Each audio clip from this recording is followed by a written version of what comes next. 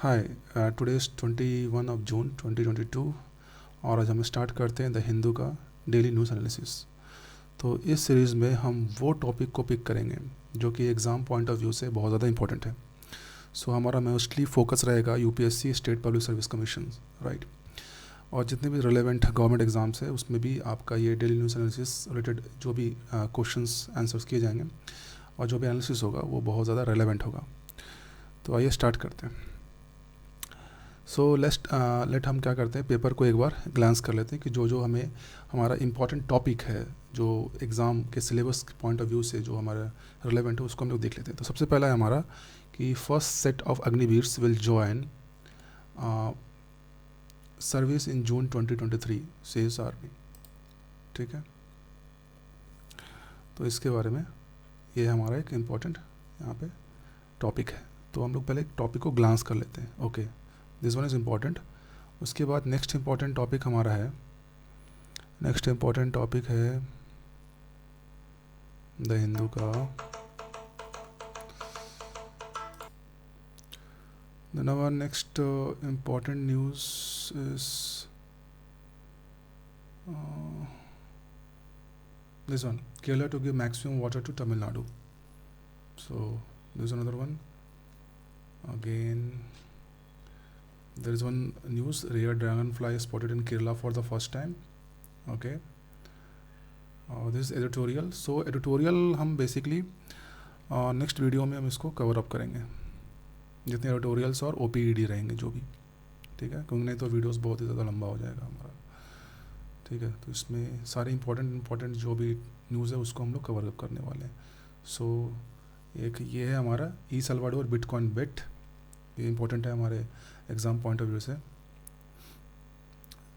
और एक नेक्स्ट बहुत ज़्यादा इंपॉर्टेंट है हमारा डच डिजीज़, ये इंपॉर्टेंट है। ठीक है, बाकी कोई न्यूज़ इम्पोर्टेंट नहीं है 21 ऑफ जून को। So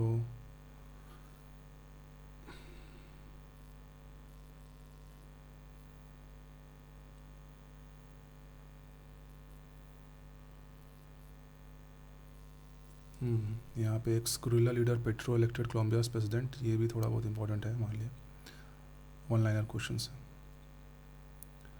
India faces near term challenges, finance ministry का कहना है। सो ये हम लोगों ने कुछ 5-6 पॉइंट्स को हम लोगों ने नोट डाउन कर लिया है जो कि एग्ज़ाम पॉइंट ऑफ व्यू से ज़्यादा रेलेवेंट है। So let go deeper in this topic. तो हमारा पहला टॉपिक है, मैं यहाँ पे ले लेता हूँ। पहला टॉपिक है हमारा अग्निवीर के बारे में। ठीक है, so this is our Agniveer. तो अग्निवीर जिसको अभी बहुत ज़्यादा न्यूज़ में है अभी रिसेंटली, और तो इसके बारे में थोड़ा हम लोग जानते हैं। तो अग्निवीर अग्निपथ स्कीम गवर्नमेंट ने तुरंत लॉन्च की है रिसेंटली।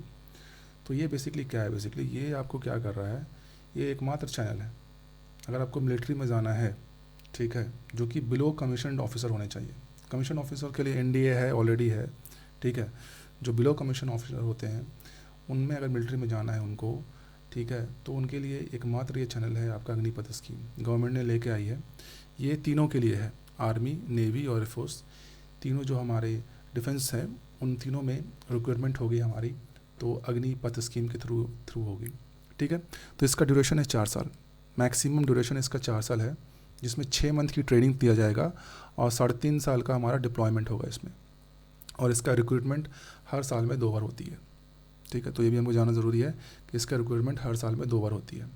ठीक है, तो इसमें दोनों एलिजिबल हैं, बोथ मेल एंड फीमेल। तो एज हमारा इसमें डिसाइड किया गया है 17.5 ईयर से लेकर के 21 साल के बीच का एज है हमारा, है ना। लेकिन अभी फ़िलहाल 2022 के लिए एक रिलैक्सेशन दिया गया है 2 साल के लिए, तो अभी 23 साल तक भी के बच्चे भी इसमें शामिल हो पाएंगे, रिक्रूटमेंट में जा पाएंगे। तो टोटल अभी 17.5 से लेकर के 23 है, 23 साल सिर्फ एक बार ही किया गया है, इसमें 2 साल का इंक्रीमेंट किया गया है। ठीक है, उसके बाद 4 साल जब ख़त्म हो जाएगा आपका, है ना, तो उसमें से 25% लोग को, 25% रिक्रूट को परमानेंट सेलेक्ट कर लिया जाएगा और 75% को उनको सेवानिधि पैकेज के थ्रू उनको रिटायर कर दिया जाएगा वहाँ से। ठीक है। और सेवा निधि पैकेज में उनको करीब 11.7 लाख रुपीस उनको मिलेगा, ठीक है। एक लमसम अमाउंट मिलेगा 11.71 लाख रुपीस का सेवा निधि पैकेज के थ्रू, ठीक है। उसके बाद इसी पे बहुत ज़्यादा अभी न्यूज़ में चल रहा है ये चीज़, तो इसी पे बहुत ज़्यादा क्या बोले डिस्टर्बेंस हो चुकी है इंडिया में, और इसी कारण गवर्नमेंट धीरे धीरे इसमें रिलैक्सेशन दे रही है, लाइक रिजर्वेशंस, लाइक CAPF में, CDS में, है ना, इस सब में आपको रिलैक्सेशन थ्रू प्रोवाइड कर रही है, जॉब्स प्रोवाइड करने की बात कर रही है कि आफ्टर 4 साल के बाद जो रिक्रूट 25% जो रह जाएंगे, है ना, जो मतलब रिटायर हो जाएंगे, उनको किस तरह से एम्प्लॉयमेंट दिया जाए। साथ ही साथ इस बार अनाउंसमेंट हुआ है कि करीब 40,000 अग्निवीर से बेसिकली एक न्यू मिलिट्री रैंक होने वाला है अग्निवीर, है ना, अग्निपथ स्कीम के थ्रू। इसमें 40,000 रिक्रूट को इसमें 2 बैचेस, 1 साल के अंदर 2 बैचेस में 40,000 लोगों को लेने की बात कही गई है इसमें। तो था बेसिकली अग्निवीर अग्निपथ स्कीम। दूसरा हमारा है कि केरला ने दिया मैक्सिमम वाटर टू तमिलनाडु।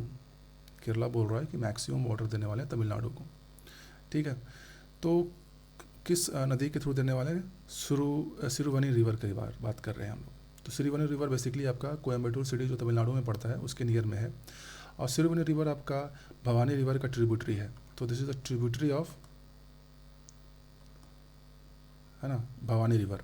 और भवानी रिवर किसका ट्रिब्यूटरी है? कावेरी रिवर का ट्रिब्यूटरी है, ठीक है। और जो सिरुवनी रिवर है, सिरुवनी रिवर आपका कुछ पार्ट हमारा केरला में पड़ता है, केरला के पलाक्कड़ डिस्ट्रिक्ट में, ठीक है, जहाँ पे सिरुवनी डैम है। तो वही केरला क्या बोल रहा है कि सिरुवनी डैम के थ्रू तमिलनाडु को मैक्सिमम वाटर देने की बात कह रहा है बेसिकली। तो सिरुवनी रिवर में 2 फेमस अट्रैक्शन है। क्या क्या फेमस अट्रैक्शन है? एक तो सिरुवनी डैम है, सिरुवनी डैम हमारा पलक्कड़ केरला में पड़ गया। दूसरा है सिरुवनी वाटरफॉल्स, ठीक है। 2012 में क्या किया था, इस पर थोड़ा सा एक देख लेते हैं न्यूज़ में। 2012 में केरला ने एक डैम बनाने की कोशिश किया, चेक डैम जिसको बोलते हैं, सिरुवनी रिवर पे, ठीक है। और क्योंकि कावेरी ट्रिब्यूनल में केरला के पास ये अधिकार था कि अपने स्टेट में जितना उसको पानी की ज़रूरत है उस हिसाब से, है ना, वो पानी को अपने स्टेट में मुहैया करा सकता है। तो उसके लिए उसने चेक डैम बनाने की बात कही। इस पर तमिलनाडु गवर्नमेंट ने अपोज़ किया, क्योंकि इससे क्या होगा, जो सिरुवनी रिवर क्योंकि भवानी रिवर का ट्रिब्यूटरी है, तो उसमें डिसरप्ट हो जाएगा उसके वाटर फ्लो में। साथ ही साथ जो कोयम्बटूर सिटी है वहाँ पे पानी की शॉर्टेज हो जाएगी, यानी किल्लत हो जाएगी, ठीक है। ये 2012 का न्यूज़ है इसमें, ठीक है। तभी केरला ने सिरुवनी रिवर पे जो सिरुवनी डैम है हमारा, सिरुवनी डैम के थ्रू तमिलनाडु को मैक्सिमम वाटर देने की बात कही है। और इसमें से एक इंपॉर्टेंट चीज़ है कि सिरुवनी रिवर किसका ट्रिब्यूटरी है? तो भवानी रिवर का ट्रिब्यूटरी है, भवानी किसका ट्रिब्यूटरी है? कावेरी रिवर का ट्रिब्यूटरी है, ठीक है। तो यहाँ से भी क्वेश्चन आपके बन सकते हैं। नेक्स्ट इंपॉर्टेंट आपका न्यूज़ है कि rare dragonfly spotted in Kerala for first time, ठीक है। तो केरला में ड्रैगन फ्लाई स्पॉटेड हुआ है। तो ये ड्रैगन फ्लाई का नाम है स्पाइनी हॉर्न टेल, ठीक है। तो इस तरह के क्वेश्चंस इवन यूपीएससी में भी बहुत बार पूछे गए। तो स्पाइनी हॉर्न टेल, ठीक है, ये आपका Kottiyoor forest of Kannur, Kottiyoor forest of Kannur में आपको दिखा है बेसिकली। ये पहले भी दिखा है, पहले भी आपको ये महाराष्ट्र में दिखा था, ठीक है। अभी ये केरला में पहली बार दिखा है। और ये जो स्पाइनी हॉर्न टेल है, जो ड्रैगन फ्लाई का जो एक स्पीसीज़ है, ये आपका वेस्टर्न घाट का है, एंडेमिक टू वेस्टर्न घाट। अब हम थोड़ा सा कोट्यूर वाइल्ड लाइफ सेंचुरी के बारे में जान लेते हैं। कोट्यूर जो वाइल्ड लाइफ सेंचुरी, ये नीलगिरी आपका बायोस्फीयर रिजर्व है, उसका एक पार्ट है। तो ये केरला है हमारा, ठीक है, फिर इससे केरला, है ना। इधर हमारा तमिलनाडु हो गया, सीधा तमिलनाडु, और इधर हमारा कर्नाटका हो गया। तो ये करीब यहाँ पे हमको मेरा पड़ता है हमारा, है ना, कोट्यूर वाइल्ड लाइफ सेंचुरी। और दिस इज़ द, ये पूरा के पूरा हमारा बायोस्फीयर रिजर्व है, ठीक है। और इस कोट्यूर वाइल्ड लाइफ सेंचुरीज के थ्रू के बाउंड्री के थ्रू हमारा क्या एक रिवर निकलता है, बवाली, BAVALI, बवाली रिवर, ठीक है, बवाली रिवर इसके बाउंड्री से फ्लो करता है। बवाली रिवर किसका आपका ट्रिब्यूटरी है? बालापट्टनम रिवर का, बालापट्टनम रिवर का ट्रिब्यूटरी है आपका बलावी रिवर। बलावी रिवर इस कोट्यूर फॉरेस्ट, यानी यहाँ पे कोट्यूर फॉरेस्ट है, या कोट्यूर वाइल्ड लाइफ सेंचुरी है, यहाँ से वो उसके बाउंड्री के थ्रू पास होती है आपका बवाली रिवर। तो ये भी इम्पोर्टेंट है, बवाली रिवर। नेक्स्ट है आपका कि ई सल्वाडोर का बिटकॉइन बेट, ठीक है।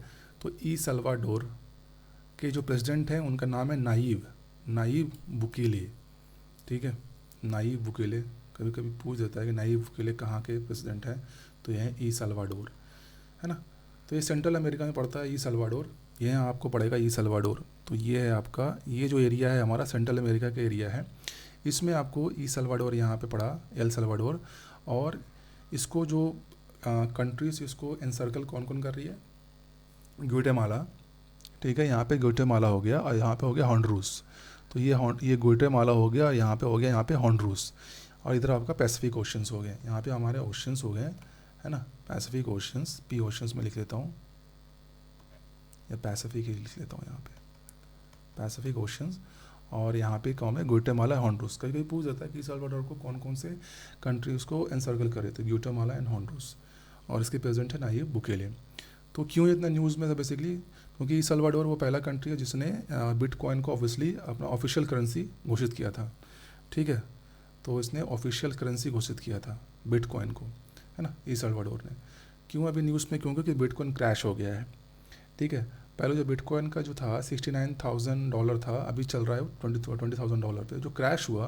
अब इस क्रैश के कारण क्या हो चुका है कि अब इससे क्या हो रहा है, कंसर्न पैदा हो गया। क्या कंसर्न पैदा हो गया कि गवर्नमेंट का जो एबिलिटी है कि रीपे इज डेब्ट, जो गवर्नमेंट डेब्ट लेती है उसको रीपे करने के लिए जो गवर्नमेंट के पास एबिलिटी है, क्योंकि क्रैश हो चुका है बिटकॉइन, अभी उसको डॉलर के मुकाबले उसको ज़्यादा पैसा देना पड़ेगा, ठीक है। उसको डेब्ट को रीपे करने के लिए आपको ज़्यादा पैसा देना पड़ेगा, ठीक है। तो इसीलिए तो लेकिन बिटकॉइन क्यों चूज़ किया, ठीक है, ई सल्वाडोर ने बिटकॉइन क्यों चूज़ किया। तो बेसिकली ई सल्वाडोर का इनएबिलिटी था to borrow in US dollar, है ना। यूएस डॉलर में बोरो करने की ताकत नहीं था बिटकॉइन के पास, इस इनेबल था बेसिकली। और साथ ही साथ उसका जो पब्लिक डेब्ट था ई सल्वाडोर का, वो करीब जीडीपी का 100% से ज़्यादा हो चुका है ना। साथ ही साथ क्या हो रहा है कि बिटकॉइन क्या कर रहा है, आपको ये क्या कर रहा है, ई सल्वाडोर को बोल रहा है कि ये जो यूएस डॉलर है उस पर जो उनका रिलायंस था कि यूएस डॉलर पे बहुत ज़्यादा निर्भर थे, ठीक है, उसको उनको कट डाउन कर रहे थे बेसिकली वो, यानी कम से कम निर्भर होना चाहते थे यूएस डॉलर पे फॉर स्पेंडिंग के मामले में। अगर गवर्नमेंट स्पेंडिंग कर रही है तो बेसिकली यूएस डॉलर में जो रिलायंस होता है उसको कम करने के लिए, है ना, ई सल्वाडोर ने बिटकॉइन अपनाया था। लेकिन बिटकॉइन अभी क्रैश हो चुका है, इसलिए ई सल्वाडोर की जो उसका गवर्नमेंट एबिलिटी है टू रीपे इस डेब्ट, है ना, वो भी कंसर्न के घेरे में है, ठीक है। तो इसमें से जो इम्पोर्टेंट न्यूज़ ये था कि आपका ई सल्वाडोर का ऑफिशियल करेंसी क्या था, बिटकॉइन, साथ ही साथ यूएस डॉलर भी है, बिटकॉइन भी है, और इस को एनसर्कल करने वाले कंट्री हैं ग्वाटेमाला और हॉन्डुरास, ठीक है। Next important, very important news है आपका डच डिजीज़, ठीक है, डच डिजीज़। तो ये आइडिया आपका प्रपोज किया था पीटर नियरी और मैक्स कॉर्डन ने 1982 में, ठीक है। डच डिजीज़ एक टर्म है, इस इकोनॉमिस्ट इसको कॉइन बाय द इकोनॉमिस्ट के द्वारा इसे कॉइन किया 1977 में। इसमें क्या हुआ था, इसमें ये बताया गया था कि जो नीदरलैंड में जो मैन्युफैक्चरिंग इंडस्ट्री था उसका डिक्लाइन किस तरह से हुआ, ठीक है। तो उस बेसिस पे एक टर्म को बताया गया जिसका नाम रखा गया डच डिजीज़। तो हम थोड़ा जानना चाहते हैं कि क्या है डच डिजीज़ एक्चुअली में। तो डच डिजीज़ बेसिकली आपको क्या बोलता है, ये बोलता है आपको अनइवन ग्रोथ, ठीक है, अनइवन ग्रोथ होगा across the sector due to discovery of natural resources. हो सकता है कंट्री में, है ना, कुछ एक नेचुरल रिसोर्सेज मिल गया, ठीक है, डिस्कवर कर लिया, अब उससे क्या हो गया, उससे कारण एक पर्टिकुलर सेक्टर का ही, सिर्फ एनर्जी सेक्टर का ही आपका ग्रोथ हुआ, बाकी किसी सेक्टर का ग्रोथ नहीं हो पाया। तो इस तरह का जो ग्रोथ बोलते हैं इसको बोलते हैं डच डिजीज़, इसको बोलते हैं अनइवन ग्रोथ, है ना। अभी कंसेप्ट क्या बोलता है इसका कि आपका नेचुरल रिसोर्स आपको डिस्कवर हुआ आपके कंट्री में, तो इससे क्या होगा, आप एक्सपोर्ट बढ़ाओगे। मान लो आपको गैस मिला, ठीक है, या कुछ भी एनर्जी सेक्टर पेट्रोलियम मिला, तो आपको क्या करोगे, उस पर्टिकुलर चीज़ का एक्सपोर्ट करोगे। जब आप एक्सपोर्ट करोगे तो इससे क्या होगा, आपको फॉरेन करेंसी आप क्या आएगा, तो फॉरेन करेंसी आएगा, इसका मतलब क्या हो रहा है, आपका करेंसी स्ट्रॉन्ग होगा, डोमेस्टिक करेंसी स्ट्रॉन्ग होगा। इससे क्या होगा बेसिकली, इससे अदर सेक्टर का एक्सपोर्ट डिस्करेज हो जाएगा, आप उस पर्टिकुलर सेक्टर के एक्सपोर्ट को ही एक्सपोर्ट करोगे। आप सिर्फ और सिर्फ नेचुरल रिसोर्सेज जो आपने डिस्कवर किया उसका एक्सपोर्ट करोगे, बाकी दूसरे सेक्टर पे एक्सपोर्ट आप उतना नहीं करोगे। इससे आपका क्या होगा, इससे आपको क्या हो जाएगा, जो चीपर अल्टरनेटिव्स होता है उसका आप इंपोर्ट करने लग जाओगे, ठीक है। जो चीपर अल्टरनेटिव्स होते हैं उसका आप इंपोर्ट करोगे, अदर सेक्टर के एक्सपोर्ट आपका कम जाएगा, और आपका जो आपने डिस्कवर किया आप सिर्फ उसी को एक्सपोर्ट करोगे, ठीक है। तो ये आपका ये जो पूरा सिनेरियो बनता है, ये एक डच डिजीज़ है। अब इसको हम लोग समझेंगे केस स्टडी के थ्रू। केस स्टडी हम लोग ले रहे नीदरलैंड का, क्योंकि वहीं से इसको कॉइन किया गया था इस टर्म को, क्योंकि नीदरलैंड के मैन्युफैक्चरिंग इंडस्ट्री किस तरह से डिक्लाइन हुए उस पर एक केस स्टडी है। तो क्या हुआ 1960 के दशक में क्या हुआ, नीदरलैंड में गैस मिला ना, नेचुरल गैस। कहाँ पे मिला, नॉर्थ सी में मिला बेसिकली। तो जैसे ही उसको नेचुरल गैस मिला उसमें, तब क्या करने लगा उसने, है ना, एक्सपोर्ट किया उसको। एक्सपोर्ट किया तो उससे क्या हो गया हमारा, उससे उसका क्या होगा, नीदरलैंड का क्या होगा, नीदरलैंड का डच है, डच करेंसी क्या हुआ उसका, है ना, डच करेंसी क्या हुआ बेसिकली आपका स्ट्रॉन्ग हो गया। ठीक है, डच करेंसी जब आपका स्ट्रॉन्ग हो गया आपका, तो जो आपका जो नॉन ऑयल प्रोडक्ट्स थे, है ना, नॉन ऑयल प्रोडक्ट्स, वो बेसिकली लेस कम्पिटिटिव हो गए वर्ल्ड मार्केट में, है ना। आपका सिर्फ ऑयल प्रोडक्ट्स ही कम्पिटिटिव था, बाकी जो नॉन ऑयल प्रोडक्ट्स थे वो लेस कम्पिटिटिव हो गए because of Dutch currency strong होने के कारण। ठीक है, इससे क्या होगा बेसिकली, अनएम्प्लॉयमेंट जो ऑलरेडी था वहाँ पे 1.1%, अभी वो 5.1% से बढ़ चुका था। 1.1% से सीधा डायरेक्ट 5.1% पर पहुँच गया। कैपिटल जो इन्वेस्टमेंट था वो ड्रॉप हो गया। ठीक है, इससे कारण क्या होगा, वहाँ पे जो इंडस्ट्रियल सेक्टर था वो आपका डाउनफॉल हो गया, इंडस्ट्रियल सेक्टर भी आपका डाउनफॉल चलने लगा। अब इस पर एक पेपर निकाला गया, है ना, जिसमें लिखा गया 40 years of Dutch disease literature lesson for developing countries. इससे डेवलपिंग कंट्रीज़ को लेसन लेना चाहिए, जो डच डिजीज़ आया था 40 साल में। ठीक है, तो इस पर जो इसको जो पेपर निकालने वाले थे वो थे एडवर्ड मियन और माइकल गौजन। ठीक है, तो मियन और माइकल थे जिन्होंने इस पेपर को निकाला। इसमें उन्होंने क्या बोला कि जो डच डिसीज़ है बेसिकली वो प्योरली डोमेस्टिक फिनोमिनन है ना, क्योंकि ये किसी कंट्री के अंदर ही हो रहा है। ठीक है, और इसको कोई एक्सपोर्ट नहीं कर रहा है, क्योंकि आपको क्या हो रहा है, अपने नेचुरल रिसोर्सेज पे कंट्री में मिला, जब नेचुरल रिसोर्सेज मिला आप उसको एक्सपोर्ट करने लग गए, एक्सपोर्ट करने लग गया, आपका करेंसी आपको इंक्रीज़ हो गया, यानी स्ट्रॉन्ग हो गया। इसी कारण जो अदर जो आपका प्रोडक्ट्स थे, ठीक है, नॉन ऑयल प्रोडक्ट्स, वो लेस कम्पिटिटिव हो गए। ठीक है, और आपका फाइनेंशियल जो आपका इंडस्ट्रियल सेक्टर था वो आपका डाउनफॉल हो गया। तो इसको हमको देखना है। ठीक है, तो ये डेवलपिंग कंट्रीज़ के लिए एक लेसन है कि अगर आपको इस तरह का कोई भी नेचुरल रिसोर्स मिलता है तो उसको आप किस तरह से, है ना, आपको संयोजित रूप से आपको उपयोग करना है, ताकि आप डच डिजीज़ वाले जो जाल है उसमें ना फंसे। ठीक है,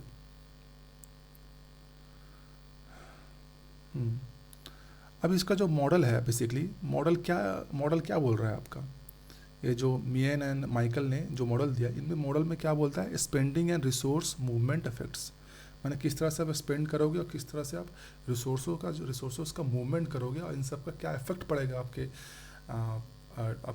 कंट्री पे, कंट्री के फाइनेंशियल रिसोर्सेज पे या कंट्री के फाइनेंशियल स्टेबिलिटी पे। ठीक है, तो क्या हुआ basically, export of energy generate additional revenue. अब जैसे ही आप एनर्जी आपको मिला, यानी कि आपको गैस मिला या ऑयल मिला, तो आपने क्या किया, उसका एक्सपोर्ट करने लग गया। एक्सपोर्ट किया तो आपको क्या हुआ, एडिशनल रेवेन्यू मिला, है ना। अब ये रेवेन्यू आपको गवर्नमेंट को भी मिला होगा टैक्स के थ्रू में, है ना, और वहाँ के प्राइवेट प्लेयर्स को भी मिला होगा। उसके बाद क्या हो गया, इससे क्या होगा, लोगों में क्या हुआ, डिमांड हुआ किस तरह का, ट्रेडेबल और नॉन ट्रेडेबल प्रोडक्ट्स का डिमांड बढ़ गया। ठीक है, अब एनर्जी सेक्टर में तो बूम आ गया, एनर्जी सेक्टर, क्योंकि कोई एनर्जी आपको मिल चुका है, तो एनर्जी सेक्टर में आपका बूम आया। इससे क्या होगा, जो लेबर्स थे बेसिकली, वो लेबर अब क्या हो गए, ट्रेड सेक्टर और सर्विस सेक्टर से क्या हो गया, मूव आउट हो गए। अब वो एनर्जी सेक्टर में जा रहे हैं, वहाँ से मूव आउट हो चुके हैं ट्रेड सेक्टर और सर्विस सेक्टर से। इसी कारण क्या हो गया, हमारे ट्रेड सेक्टर और सर्विस सेक्टर में मैन पावर का शॉर्टेज हो गया। जैसे ही मैन पावर का शॉर्टेज हो गया तो गैप हो गया, किस चीज़ का गैप हो गया, सप्लाई और डिमांड का हमारा गैप हो गया। ठीक है, सप्लाई और डिमांड का गैप हो गया। ठीक है, और लास्ट में हमारा क्या हुआ, ट्रेड सेक्टर हमारा डिक्लाइन हो गया, जिसके कारण ट्रेड सेक्टर डिक्लाइन होने के कारण, और साथ ही साथ सर्विस सेक्टर हमारा स्टैग्नेट हो गया, यानी उस तरह का रह गया। ठीक है, जहाँ पे था वैसे ही स्टैग्नेट हो चुका है, और ट्रेड सेक्टर हमारा डिक्लाइन हो, जिसके कारण क्या हो गया, इकोनॉमी हमारा डाउनफॉल हो गया, इकोनॉमी हमारा नीचे की तरफ चला गया लॉन्ग रन में। ये सब लॉन्ग रन में होता है बेसिकली। ठीक है, तो ये जो मॉडल दिया गया, ये दिया गया मियन और माइकल ने, और इस पर भी कॉन्ट्राडिक्ट है इस मॉडल पे। तो फेडरिक वैन डर प्लॉग करके हैं, फेडरिक, ठीक है, वैन डर प्लॉग, उन्होंने बोला है कि अगर ट्रेड और मैन्युफैक्चरिंग सेक्टर अगर ज़्यादा कैपिटल इंटेंसिव है सर्विस सेक्टर से अगर ज़्यादा कैपिटल इंटेंसिव अगर ट्रेड और मैन्युफैक्चरिंग सेक्टर है, तो जो एनर्जी सेक्टर में जो बूम आया है उसको हम लोग शिफ्ट कर सकते हैं ट्रेड सेक्टर में, ठीक है, उसको हम लोग ट्रेड सेक्टर में उसको शिफ्ट कर सकते हैं, resulting in absolute fall in service sector, ये बोल रहा है। तो अब डच डिजीज़ तो आया, अब डच डिजीज़ से कम्बैट कैसे करें? तो पहला बोल रहा है कि डच डिजीज़ से कम्बैट करने के लिए, उसे लड़ने के लिए सबसे पहले आपको फिजिकल पॉलिसी को आपको सुधारना पड़ेगा। तो फिजिकल पॉलिसी रोक सकता है इस तरह के एडवर्स इफेक्ट को, जो भी डस्ट डिजीज से रिलेटेड इफेक्ट्स है उसको फिजिकल पॉलिसी रोक सकता है। कैसे रोक सकता है? हमको क्या करना पड़ेगा, हमको कॉशियस रूप से स्पेंड करना पड़ेगा पब्लिक वेलफेयर पे, ठीक है। क्योंकि कैसा होगा आपका, जैसे ही आप एनर्जी या नेचुरल रिसोर्सेज आपको मिलेगा, आप उसको एक्सपोर्ट करोगे तो आप फ़ॉरेन मनी आपके कंट्री में आएगा, तो आपको जो आपको इनकम आ रहा है उसको आप कॉशियस रूप से, यानी पूरी सावधानी पूर्वक आपको एक्सपेंड करना है पब्लिक वेलफेयर पे, ठीक है। दूसरा इंपॉर्टेंट क्या काम करना है आपको कि हमको ऐसे पॉलिसीज़, स्पेंडिंग पॉलिसीज़ होते हैं, उनको इम्प्रूव करना है, ठीक है। जैसे पब्लिक स्पेंडिंग करना है ना, कंसंट्रेट करना है हम ज़्यादा से ज़्यादा ट्रेडेबल्स पे, जिसको हम लोग ट्रेड कर सकते हैं ना, उस ऐसे ट्रेडेबल्स को इंपोर्ट करना है, ज़्यादा से ज़्यादा कंसंट्रेट करना है, ठीक है, रादर देन नॉन ट्रेडेबल्स, ठीक है। साथ ही साथ किस पे स्पेंड करना है, प्राइवेट प्लेयर्स पे स्पेंड करना है, ठीक है। जैसे प्राइवेट फर्म्स हो गए उनको स्ट्रेंथन करना है, जिससे हम लोग डच डिजीज़ के जो इम्पैक्ट है उसको हम लोग रिड्यूस कर सके, कम कर सके। तीसरा है हमारा कि मॉनेटरी पॉलिसी को हम लोग को और अच्छा करना पड़ेगा, मॉनेटरी पॉलिसी को, ठीक है। क्योंकि कैसा होगा कि नेचुरल रिसोर्सेज मिलेंगे तो कंट्री के अंदर इन मनी का बहुत ज़्यादा फ्लो होगा। जब कंट्री में मनी का फ्लो होगा, स्पेशली फॉरेन करेंसी, तो क्या होगा बेसिकली, जो मनी है, मनी का जो इक्विलिब्रियम है और एक्सचेंज रेट है, ये दोनों इफेक्ट होगा, है ना। मनी का इक्विलिब्रियम और उसका एक्सचेंज रेट दोनों इफेक्ट होने वाला है, क्योंकि कंट्री के अंदर मनी का जो फ्लो है बहुत ज़्यादा बढ़ जाएगा फॉरेन करेंसी का। तो इसको रोकने के लिए क्या करना पड़ेगा, सेंट्रल बैंक को आगे आना पड़ेगा, जो सेंट्रल बैंक है उसको आगे आना पड़ेगा, और वो क्या करेगा बेसिकली, जो रिजर्व रिक्वायरमेंट है हमारा, उसको बढ़ा देगा वो, है ना। जितना फॉरेन करेंसी का जो रिजर्व रिक्वायरमेंट है उसको बढ़ा देगा, जिसके कारण क्या होगा, डोमेस्टिक क्रेडिट हमारा कम जाएगा। तो इस हिसाब से हम डच डिसीज़ से कुछ हद तक लड़ सकते हैं आराम से हम लोग, ठीक है। तो ये बेसिकली आपका इम्पोर्टेंट टॉपिक्स थे जो कि आज के 21 जून, है ना, उसमें से हमने लिया है। अब इससे रिलेटेड हमारे पास कुछ ये हैं, क्या बोलते हैं उसके, MCQs हैं। तो MCQs हम लोग देखते हैं बारी बारी से, right. So there some MCQs are there.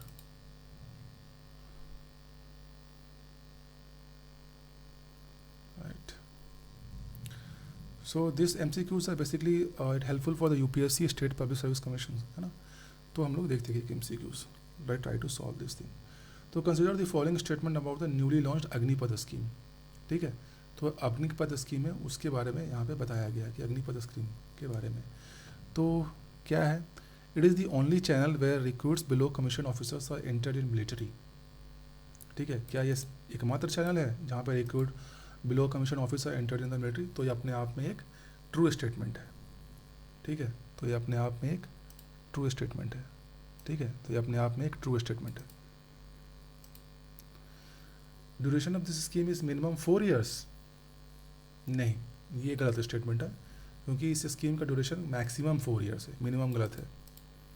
After completion of duration all recruits are permanently positioned, नहीं, ड्यूरेशन खत्म होने के बाद 25% रिक्रूट्स को परमानेंटली पोजिशन किया जाएगा, और 75% रिक्रूट्स को आपको सेवा निधि के थ्रू 11.71 लाख का पैकेज दे दिया जाएगा।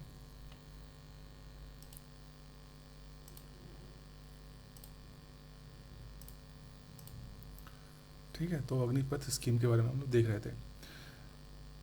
तो क्या ये एकमात्र चैनल है where recruits below the commission officers are entered in military? Obviously ये एकमात्र ही चैनल है अभी फ़िलहाल के लिए होने वाला है बेसिकली, जहाँ पे जो कमीशन ऑफिसर जो नीचे के जो पद के होते हैं बेसिकली, है ना, उनको डायरेक्ट आपको यहाँ पे मिलिट्री में जाएंगे, तीनों मिलिट्री के लिए, आर्मी, नेवी और एयरफोर्स, तीनों के लिए होगा, ठीक है। क्या इसका ड्यूरेशन मिनिमम 4 साल है? नहीं, ये गलत बात है, यहाँ पे मैक्सिमम 4 साल होगा। क्या होगा? मैक्सिमम है, मैक्स है, मैक्सिमम 4 years है, ठीक है। After completion of duration all recruits are permanently position, ये भी गलत स्टेटमेंट है, ठीक है। इसमें कितना होगा? 25% जो होंगे, ठीक है, उसको परमानेंटली पोजीशन किया जाएगा, है ना, 25% को परमानेंटली पोजीशन किया जाएगा, ठीक है, और 75% को, है ना, सेवानिधि पैकेज दिया जाएगा। क्या जाएगा? सेवानिधि package.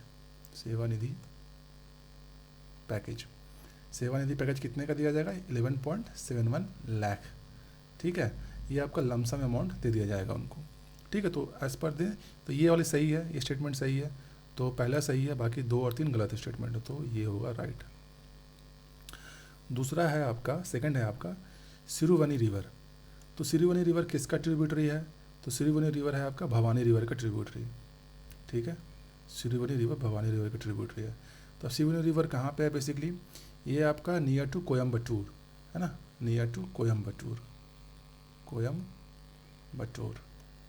Coimbatore is in Tamil Nadu, ठीक है।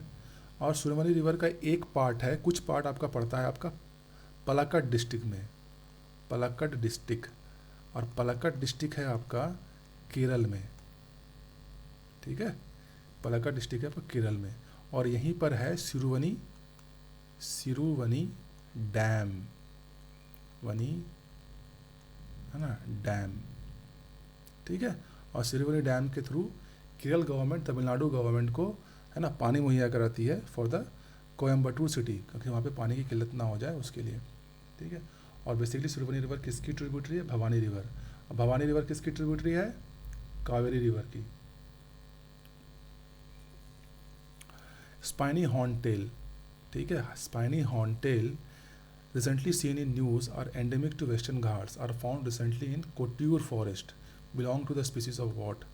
ठीक है, तो स्पाइनी हॉर्नटेल, ठीक है, तो स्पाइनी हॉर्नटेल बेसिकली आपके ड्रैगन फ्लाई का स्पीसीज है ड्रैगन फ्लाई, ठीक है।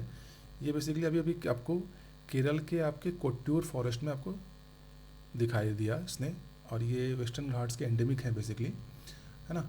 और ये पहले आपको महाराष्ट्र में भी इसको देखा जा चुका है, स्पाइनी हॉर्नटेल, ठीक है। अभी कोट्यूर वाइल्ड लाइफ सेंचुरी के बारे में नेक्स्ट क्वेश्चन है कि which of the river flows through the boundary of the Kottiyoor wildlife sanctuary. Kottiyoor wildlife sanctuary basically आपका नीलगिरी बायोस्फीयर रिजर्व, है ना, बायोस्फीयर रिजर्व का पार्ट है Nilgiri biosphere reserve, Kottiyoor wildlife sanctuary, ठीक है। और बेसिकली इसके थ्रू, इसके boundary, Kottiyoor wildlife sanctuary के बाउंड्री में बवाली रिवर मिलता है, बवाली रिवर फ्लो करती है, ठीक है। और बवाली रिवर बेसिकली है वो बलापट्टम रिवर का ट्रिब्यूटरी है, Bavali river is a tributary of Valapattanam river, ठीक है। नाउ नेक्स्ट है ई सल्वाडोर के बारे में है, country which encircle the E Salvador country. E Salvador जो कंट्री है जो सेंट्रल अमेरिका में है बेसिकली, तो उसकी एक साइड में कुछ कंट्री है और एक साइड में पैसिफिक ओशियंस है, राइट। ऐसे ये ऐसा मान लेते हैं हम यहाँ पर, है ना। तो इधर है आपका ओशियन और यहाँ पे एक कंट्री है और यहाँ पे एक कंट्री है, ठीक है। तो ये कंट्री और ये कंट्री कौन सी है? तो बेसिकली ये कंट्री है ग्वाटेमाला और होंडुरास, ठीक है। क्या है? ग्वाटेमाला और होंडुरास। तो यहाँ पे ग्वाटेमाला है और यहाँ पे है होंडुरास, इसको कवर कर रही है। और यहाँ पे ये हो गया हमारा एल सल्वाडोर कंट्री। न्यूज़ में क्यों है? क्योंकि ये पहले कंट्री है जिसने बिटकॉइन को ऑफिशियली, है ना, ऑफिशियल करेंसी घोषित किया था। और अभी ई सल्वाडोर की हालत ख़राब हो चुकी है क्योंकि बिटकॉइन क्रैश कर चुका है, इसीलिए। तो ग्वाटेमाला और होंडुरास। नेक्स्ट है important, Dutch disease. Dutch disease आपको रिसेंटली आपको न्यूज़ में देखने को मिला है, recently seen in news. What is the best possible answer regarding that? तो क्या हो सकता है best possible answer Dutch disease related? In 1960 zoonotic disease spread wide spread in Dutch territory. ये गलत स्टेटमेंट है। It refers to highly growth in all sectors. ये भी गलत स्टेटमेंट है। डच डिजीज़ बेसिकली क्या होता है, आपको कोई एक नेचुरल रिसोर्सेज आपको मिल चुका है कंट्री के अंदर, है ना, एक नेचुरल रिसोर्सेज मिला और उस नेचुरल रिसोर्सेज के कारण क्या हो रहा है, एक पर्टिकुलर सेक्टर का ग्रोथ होता है और जिसके कारण क्या होता है बाकी के अदर सेक्टर्स का ग्रोथ नहीं हो पाता। तो इसको कहते हैं अनइवन ग्रोथ। तो it refers to uneven growth across this sector due to discover of natural resources. तो ये इसका करेक्ट एक्सप्लेनेशन है पॉसिबल आंसर है इसका डस्ट डिजीज़ का। It refers to uneven growth across the sector due to discover of natural resources. तो ये लगभग 6 क्वेश्चंस थे जो आज 21 जून है उसके MCQs, और ये बहुत ज़्यादा इंपॉर्टेंट है। ठीक है, तो इसको आप लोग एक बार इसको गो थ्रू कीजिए। ठीक है, और इस चैनल को लाइक, शेयर और सब्सक्राइब कीजिए। ठीक है, ओके, थैंक यू, जय हिंद।